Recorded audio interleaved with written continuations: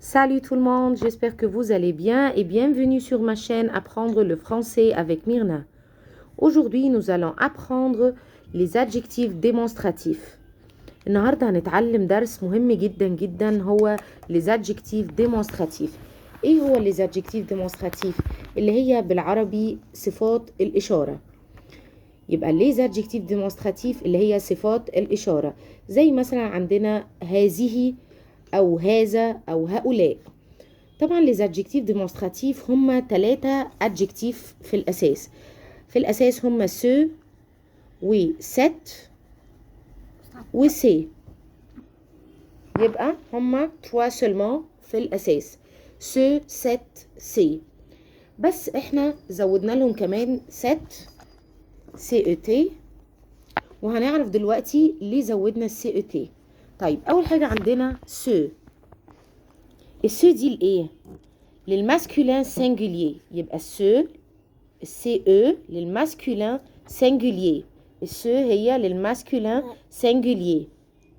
ايه هو الماسكولين سينجولير؟ اللي هو اي حاجة تدل على المفرد المذكر، اي حاجة بتدل على المفرد المذكر، زي مثلا طبعا اول حاجة ce garçon، ce garçon هذا الولد. احنا عرفنا ان ce يعني هذا، ce يعني هذا،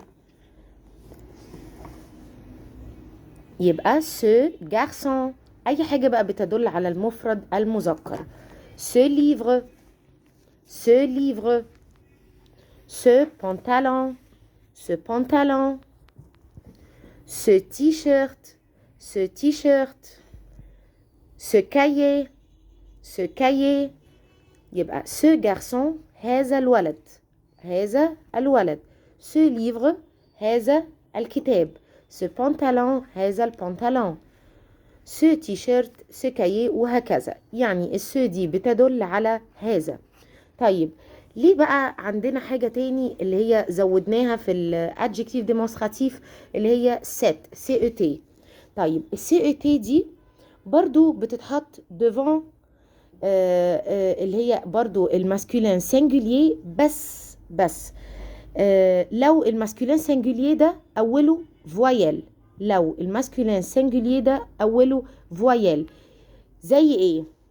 طبعا احنا عندنا حروف الفويل اللي هم الاو والا والاو والاو والاي والاش، الاو والا والاو والاو والاي والاش. طيب ساعات يبقى عندنا مثلا الكلمة مذكر او الكلمة ماسكولين بس اولها حرف من حروف الفويل، اولها مثلا اولها اش، اولها اش، اي حروف من حروف الفويل. طيب نحط ايه؟ هل ينفع نقول سو امي؟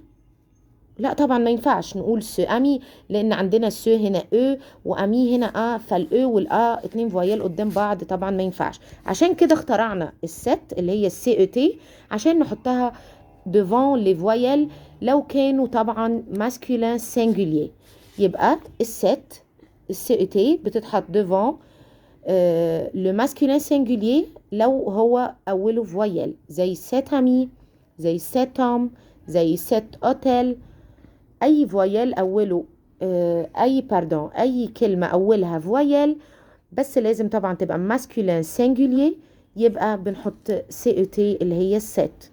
طيب كده أخدنا اللي هو السو الهذا وصاحبتها اللي هي الست السي تي.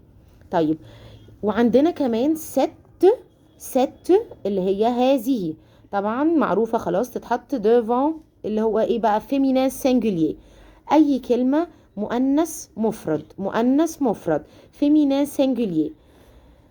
par exemple comme ايه cette fille، cette fille، cette fille طبعا دي مفرد مؤنث.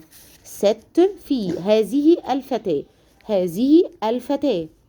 cette école، cette école. par exemple cet ami، cet ami à la fin e. cette famille، cette femme. يبقى الست سي او تي تي او للفيمينين سينجولير، للفيمينين سينجولير. طيب اخر حاجة عندنا في les adjectifs démonstratifs سهلة قوي اللي هي سي او اس. CES بتتحط قدام اي حاجه بلوريال، اللي هي بتبقى طبعا احنا بنعرف البلوريال على فان اس و اكس، على فان اس و اكس. يبقى السي اللي هي CES بنحطها devant اي شيء او اي حاجه على فان اس، اي حاجه على فان اس يبقى بنحط على طول اللي هي CES. comme par exemple ses amis، ses livres كل ده طبعا هنا ses amis على فان اس، ses livres à la fin S، ses cahiers à la fin S، ses pantalons à la fin S. كل دول على fin S. ممكن كمان حاجة تبقى على fin X، ses bateaux على fin X. يبقى أي حاجة على fin X أو على fin S بنحط اللي هو إيه الادجكتيف ديمونستراتيف سي، الادجكتيف ديمونستراتيف سي. يبقى نقول تاني ايه هما الادجكتيف ديمونستراتيف اللي عندنا، اللي هما سو، ست، سي، وزودنا عليهم ايه كمان الست، علشان زي ما قلنا وزي ما شرحت يتحط قدام الفويال، بس بشرط انه مش اي فويال، لازم فويال ويبقى ماسكولين سينجولير. طيب عندنا زي ما قلنا سو، سو يعني هذا، هذا الولد او هذا الكتاب، هذا البنطلون، اي حاجه بتدل على المذكر بنحط لها الايه السو. ce garçon، ce livre، ce pantalon، ce t-shirt، ce cahier. وكمان عندنا اللي هو قلنا صاحبتها برضو بنحطها مع الماسكولين سينجولير، بس بشرط لازم يبقى اوله فويال، الأ أو الأو أو الأو أو الأو أو الإي أو الأش، كل دول فويال. وكمان بيبقى الكلمة نفسها ماسكولين سينجولير، الكلمة نفسها لازم تبقى ماسكولين سينجولير، زي سيت أمي، زي سيت توم، زي سيت هوتيل. طيب وكمان الست ما نتلخبطش بينها وبين الست التانية، دي ست ودي ست. الست بنحطها قدام الفيمينين سينجولير، قدام البنت اي حاجه فيمينين سينجولير، اي حاجه بتدل على المؤنث بنحطها الست، زي سيت في، سيت ايكول، سيت امي، سيت فامي، سيت فام. طيب واخر حاجه واسهل واحده فيهم طبعا لان هي مش بتلخبط، اللي هي السي، CES هي السي، بنحطها devant اي حاجه بلوريال، اي حاجه بلوريال على فان S ou X بنحط السي. comme par exemple ses amis، ses livres، ses cahiers، ses pantalons، ses bateaux. كل ده طبعا على fin S أو X بنحط طبعا اللي هو l'adjectif démonstratif سي. وكده نكون خلصنا الليسون بتاعنا النهارده عن les adjectifs démonstratifs وشرحناه وعرفنا ايه بالظبط التريك اللي فيه والحاجات اللي ممكن تلخبط فيه، وهو اللسان سهل خالص خالص. وانتظروني في الفيديو القادم ان شاء الله. au revoir.